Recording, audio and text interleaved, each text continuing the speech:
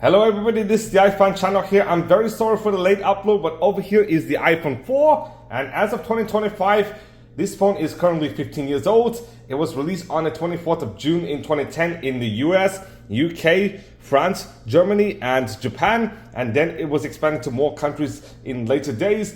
And this phone was unveiled during WWDC 2010 on the 7th of June 2010. And fun fact, this is the very last iPhone to be unveiled during WWDC, as later iterations such as the 4S, the 5 and later were all unveiled several months later in a separate iPhone event. Now the price actually started at $200 for a 2-year contract, and if you did not want a 2-year contract, then it will be $600. But then the price did decrease by $100. So the next year in 2011, you do have the 8GB storage capacity, but then you did lose the 32GB storage capacity as that was discontinued, and the price did decrease from $200 on a 2-year contract to $100 on a 2-year contract. And then in 2012, you only have the 8GB option, and the price is $0 on a 2-year contract, but for unlock it'll be around $300 to $400. I'm not really sure, but the iPhone 4 was a massive leap forward from the 3GS. Let me show you guys.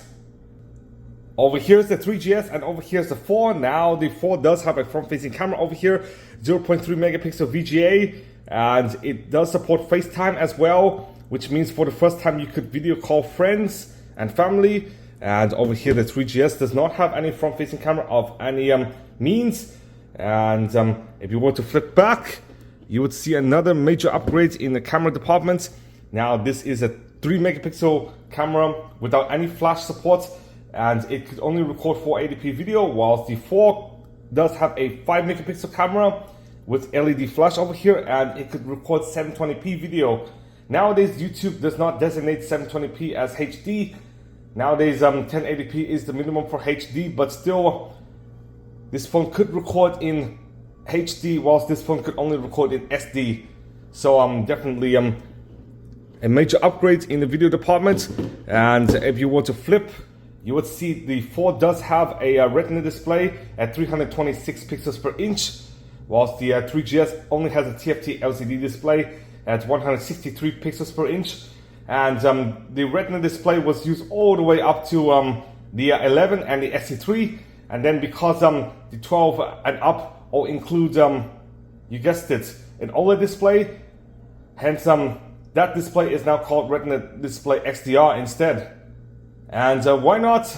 Let's talk about the processor, because the 4 does have a major upgrade from the 3GS, because instead of using a Samsung processor, the 4 uses an in-house processor in A4.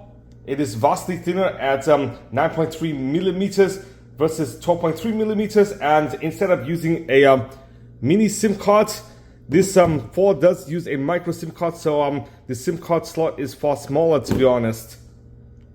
Now if you're a CDMA user, such as if you're a Verizon and Sprint user, then you're in luck, because this phone was the very first phone to come with the CDMA version. But unfortunately, if you're a Verizon and Sprint user, you cannot switch to AT&T T-Mobile easily. Now that was solved with the 4S, because the 4S was the first phone to support both GSM and CDMA at the same time.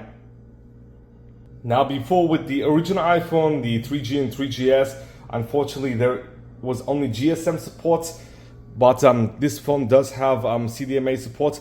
Now you can tell it is a CDMA phone because it does not have a SIM card slot, and also there are 2 bars over here instead of 1 antenna bar up here. Now if you could see one antenna bar up here, then it is the A1332, which is the 4 GSM edition. Now this is a GSM phone over here.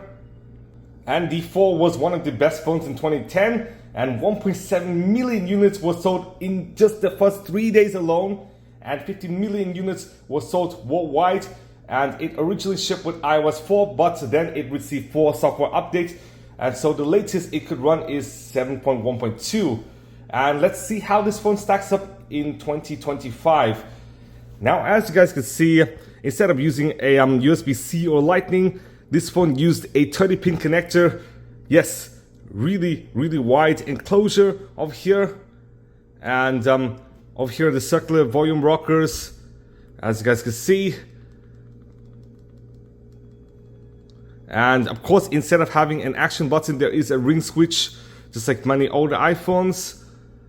And of course, there is a power off and sleep wake button over here, just like modern iPhones. And you could hold down and power off, but I'm not going to power off at this moment. But yes, there is only a single speaker down here, over here, and over there is the headphone jack. So the headphone jack is at the top, and yes, this is what the phone looks like. And over here is the microphone. Now, unlike the 3GS where there was a plastic back, now the 4 included a glass back over here. So it is glass on both sides, making this phone quite premium. And one of the best designed phones in 2010, as most phones in 2010 had a plastic back and a removable battery. But over here you can see stainless steel, so it is definitely for sure premium. And many modern iPhones actually use a glass back, to be honest. Now over here was what iOS 6 looked like, and over here is iOS 7. As you guys can see, the theme is completely different.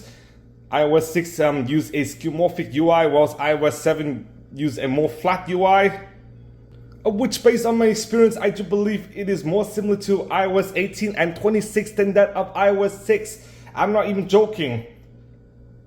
This OS was released 12 years ago, but it is more similar to a current day beta operating system than a operating system which was just released 1 year before. That meant even though the OS is now 12 years old, it still looked relatively modern in 2025. I'm not even joking, but over here is what the lock screen looks like. Swipe to unlock. Now over here is the home screen, and over here is the control center, and over here is the settings. So you have a more modern layout over here. And why not? I'm just going to show you guys the App Store because it no longer works, unfortunately. You can still like sort of browse the App Store, but you cannot download anything. So unfortunately I was not able to download anything. But over here is the calendar. Over here is the photos. Over here is the camera. Over here is the weather app. Now all of these still work, but I'm not sure if weather app works or not. Unfortunately, when I search Cambridge, the weather app no longer works. Now, of course, the clock app works, and Apple Maps still works over here. I'm not sure if it actually works, but Google Maps on the original iPhone did work. But unfortunately, I do have to say it does not work anymore. Of course, the video app would still work, or sort of work, if you downloaded content. The Notes app still works over here. And of course, the Reminders app still works. And of course, the Stock app. I'm not sure if it actually works or not, but let's see the stock price. Unfortunately, the prices are hilariously outdated, and it is trying to retrieve the chart here, so why not? Let's say the stock app does not work. Over here is the Game Center. I'm curious if it actually works or not. But let's assume this is an online service. Now the Passbook app over here, I do believe it still works to a certain extent, but nowadays Passbook is called Wallets, as you guys all know, and the iTunes Store unfortunately does not really work anymore, just like the App Store. I'm not really sure, it cannot connect to the iTunes Store, so it does not work, but the Settings app still works. The Phone app still works, but because of the 3G shutdown, you can no longer call or use SMS texting, so unfortunately that does not really work in the US at least, but it still works in places where there's still 2G support. So if you were to get a carrier with 2G support, then you could still call and text. And I do believe the Mail app still works, and the Safari app does work, and of course the Music app does work over here. Now this is not an online version, So you have to download music or buy them through iTunes because there's no Apple Music over here. But of course, contacts, calculator, and compass to work, voice memos, and even FaceTime. So why not? Let's go on the internet, shall we? Now I'm going to go on google.com over here, and it still works. And why not? Let's search for an iPhone. So over here it is, and it does take a while to load, but as you guys can see, it could load over here. I'm now going to wait maybe about a few more seconds for it to show up. But I do believe it is sort of a fail because the screen is white. However, it could load the more intensive apple.com site over here. As you guys can see, yes, this is what the site looks like.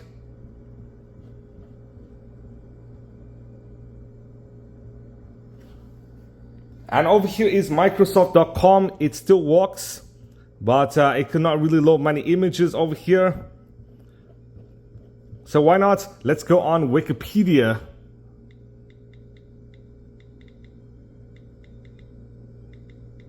Over here it is. Now I'm going to read to you guys a sample article if this does load, but unfortunately Wikipedia does not work anymore. Now finally it did get YouTube to run, but I'm not sure if it could actually watch any videos, so why not? I'm just going to watch my vlog over here from a few months ago.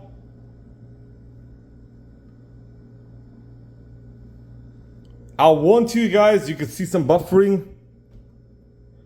Hello everybody, this is the iPhone channel here. Over here is a hotel. I'm currently in Prague now. This is my 9th time here. To the Carlos Moss, yes, the Carlos Moss. Yes, you can still watch YouTube videos on this old iPhone over here. Albeit, you can only watch it via the website and not the app. Unfortunately, you could not load CambridgeMass.gov anymore, but you can still load Boston.gov over here. But the website would take a while to load. Unfortunately, I closed Safari and unfortunately the site did crash. So why not? Let's pass on this and let's say it partially works, which is quite cool to be honest. And as you guys can see, over here is what multitasking looks like.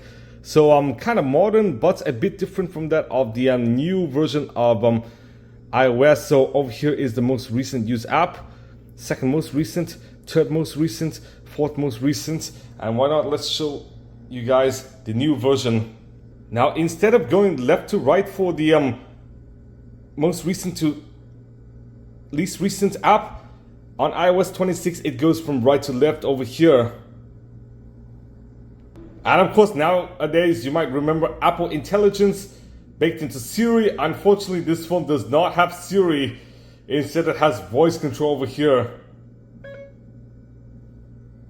Okay guys, let's go on to the specs. Over here the 4 does have a 3.5 inch 3x2 960 by 640 screen with the pixel density of 326 pixels per inch, of which the pixel density was high back in 2010, but the screen size was still low because back then you had a Dell Streak with a 5-inch screen, and you do have several iterations of the original Samsung Galaxy S with a screen size of 4 inches. So 3.5 inch is kind of on the smaller side, and it is definitely on the microscopic side in today's standards.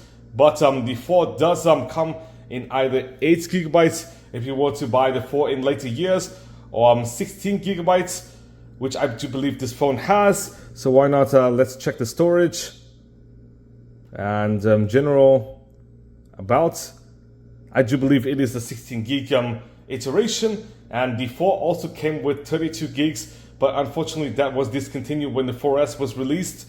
But yes, those are the 3 storage configurations. Unfortunately there is no micro SD expandable storage, so you're stuck with these storage capacities, and 8 gigabytes is paltry in today's standards, and even paltry back in 2011 and 2012.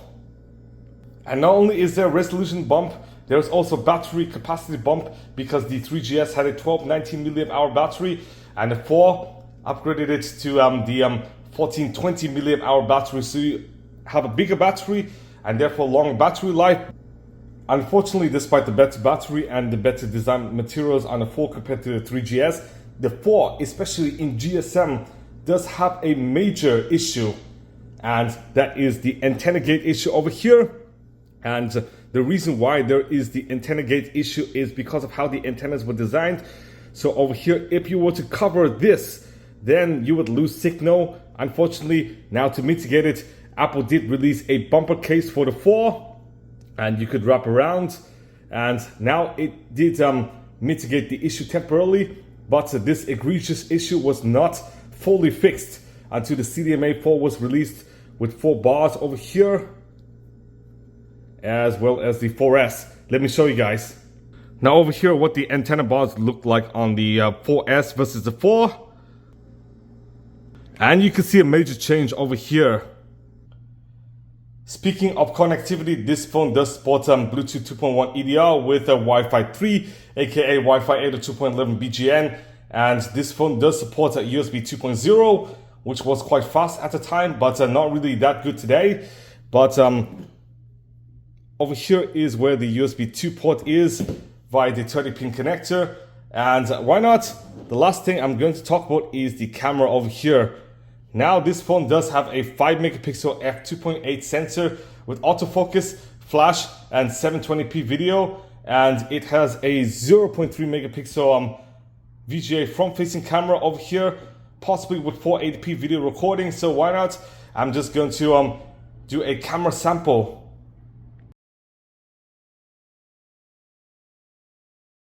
Okay guys, over here is the video sample of the 4 over here. Now this is my new apartment, a bit far from my old apartment in Cambridge, but over here is what the video sample looks like. Yes, in 720p.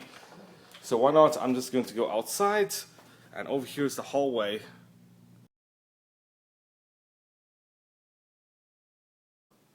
Okay guys, this is the video test in dark mode over here. Now over here is my restroom.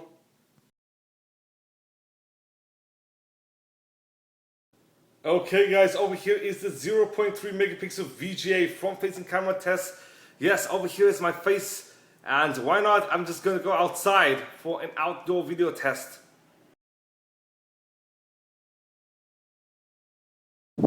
Okay guys, over here is the video sample outdoors, and yes, it is quite sunny today, and luckily the weather is quite good at 20 degrees Celsius. So why not? I'm just going to go inside again.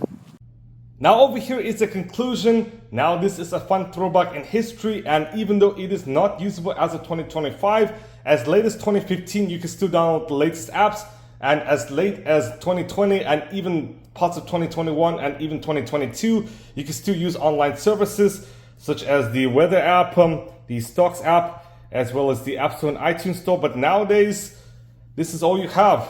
The only online service you could use is Safari, and even then it is quite slow, and for some websites like Wikipedia and CambridgeMass.gov it unfortunately does not work. But over here it is. Now this is a fun throwback to see what a phone 15 years ago looked like. So thank you guys for watching. Please give a big thumbs up, subscribe for more videos, and I'm gonna see you guys soon.